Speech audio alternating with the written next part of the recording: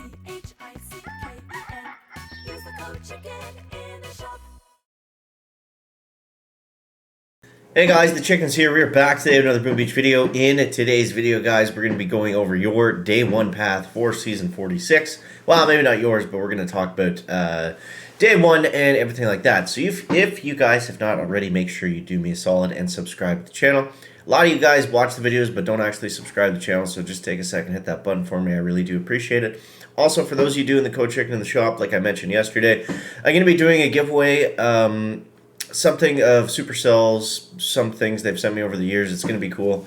I'm going to mail it out, so I mean, bear with me. It's going to be tough to, well, not tough, but it's going to be a little bit time consuming to actually get it to you. But the information on that is in the Discord server. The link to that is in the video description from the one before the sneak peek. I think I updated it, and I keep forgetting to do it ever since then. But yeah, for the most part, it's easy to find. Or just comment below and I'll paste it to you directly. But that aside,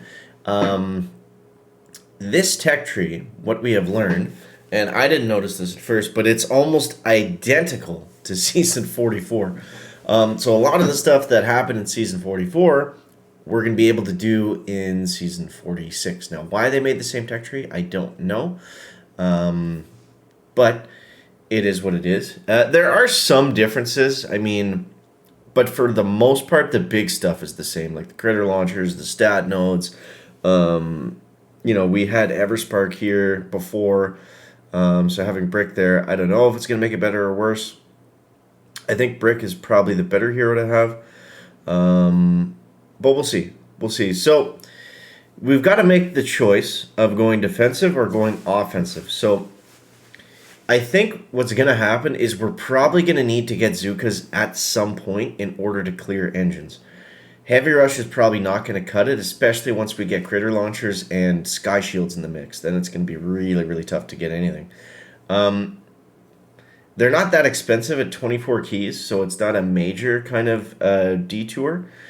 But I'm also leaning of just going super defensive and, you know, having everyone fizzle on us, maybe even going mortars, and then back down to boom mines and DBD. But I think we want to get the critter launchers first. That's going to make a big difference. So maybe backtrack for mortars. Critter launchers we might be able to get day one. I'm not sure. Artillery is going to make a big difference too. But then all of your tokens go to artillery, and then your token pour for, like, you know, the better part of the first week if you do that. So definitely viable, definitely an option, but I'm thinking get to the critter launchers first, taking the defensive path, then kind of figuring it out from there, because you should be able to get enough wins, I would think, with just the critter launchers if you're able to get them early enough to get into gold, and then at that point we could probably backtrack and figure out what we want to do. So that's kind of roughly what I'm thinking. If you don't have the tech, just play it smart. The good thing is at the beginning is we kind of need everything, so I don't really think you can make a mistake necessarily. Like going smokes or medics, I guess, is going to be the biggest choice right out of the gates. And I think I would go with medics because they're cheaper. I don't know if we need smokes. We might need them for heavy rushing. We're not going to probably use medics at all.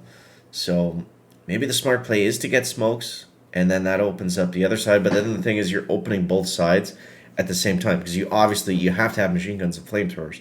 It's just we got to pick our vacuum, whether that's going to be medics or whether it's going to be smokes. Maybe we need to skip the medics and go the other way for the time being. But we'll figure that out as we go. We got the first DVD right after 3 engines at 20 keys. That's going to be nice.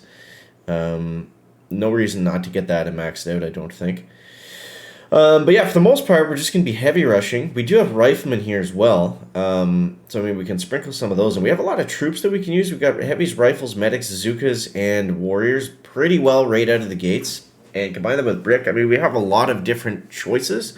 So it's going to be interesting to see how the meta develops. I believe what we were doing last in Season 44, I believe it was just heavy rushing, if I'm not mistaken. I'll go back and check, but I think we were just heavy rushing with brick and iron will. I think that's what it kind of turned into. And, you know, getting this troop health We're going to need it at some point. We're going to need it probably sooner than later.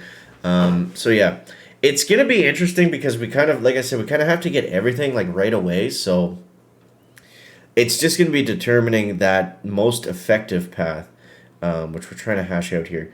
So then after 4, things get really nasty. We got boom cannons, we got building health, we've got rocket launchers, and then from there we've got we've got almost all the troops again, right? So we've got grenadiers, rocket choppers, mechs, and bombardiers. We have to get rocket choppers, so I don't know. Mechs have been actually pretty good the last few seasons. They've been nice, and combining those with bombardiers might be a decent way to look at it. The only thing is then you have boom cannons going against mechs with only 50% troop health. So, and the thing with mechs is they're very slow, right? So I mean, if we can use heavies and get away with it, that's going to get us a better time. Especially we got the good doctor right around the corner. So if mechs were earlier on, like if they switched mechs with heavies, maybe that would make sense. Just to make sure that people can actually clear and get engines. But yeah, I don't see that. I don't really see them just based on where they're at being that really viable. Instead of 5, we got critters, we got Kavan, we got a lot of good stuff. The cool thing about this tree, I guess, is that there's no like spots where it really looks like we're gonna get hung up. They've kind of done the thing where they put a lot of good stuff together. And the problem with that is it's hard to progress. It's hard to get ahead. We kind of just get stuck in that like log jam and like keep moving forward together. So that's going to be a problem. But at least with a 3-week season compared to last season, like every day we're going to get something new. Every day we're going to get something interesting that's going to be fun to use and helpful in some sense, whether that's enough to push us forward or just kind of maintain where we're at. At least we'll be doing something different pretty quickly almost every day throughout the season. So that I'm looking forward to for sure. Everspark right in the middle, probably avoid her completely. And then we've got troop damage, shock mines, laser rangers, shock bombs.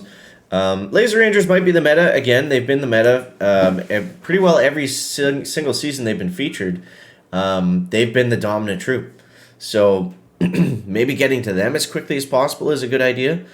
And then going to troop damage. But I feel like the thing with laser rangers is they always need the troop damage to be really effective. If they don't have troop damage, they kind of just fizzle out. So we might have to get the troop damage first before we start using the laser rangers. But again, this is far into the tree now, so it's hard to predict what's going to be good and what's not going to be good. And then as we move forward, we got heavy chopper seeker and a bunch of stat nodes. So obviously that's going to be a good part. They didn't connect the very end of the tree, which is kind of interesting. I guess it's nice. It means we don't have to get those mines. We can just go this way. And what do we have here? We have level 2 prototypes at the end of the season. So, I mean, the prototypes are fairly weak, I think. We've got some pretty strong multi-nodes, but the actual prototypes they give us are fairly weak. So that's good, because if they're giving us level 2 early prototypes... Oh, actually, this one's strong. That Sky Shield's going to be decent. Yeah. So it's going to be an interesting season. I'm excited to see how it's going to unfold. And if you guys want to watch it all live, make sure you subscribe to the channel because we are going to be going live Monday, probably around 5 a.m. Eastern time. I'm not going to start right at the season opener, but yeah, it's going to be cool. 6 out of 6 chests too. I'm excited to see how that's going to turn out. I think it's going to have a really positive effect on the player experience. And with a really dirty season like this, we're going to be able to see that firsthand. It's going to be very obvious whether that ends up being a really good choice or a really bad one. So anyways, that's basically it. That's what I wanted to talk about for today's video, guys. I hope you enjoyed. Let me know in the comments what you're thinking, what you're leaning towards. Are you going to go defensive? Do you think there's an offensive path in there that I missed out on? Definitely throw your comments and your thoughts down below, guys. Appreciate that. And yeah, as always, thank you so much for watching. That is going to wrap it up for the video today. Make sure to leave a like if you found it interesting, entertaining, or informative. Catch the next one, guys. Check it out. Back.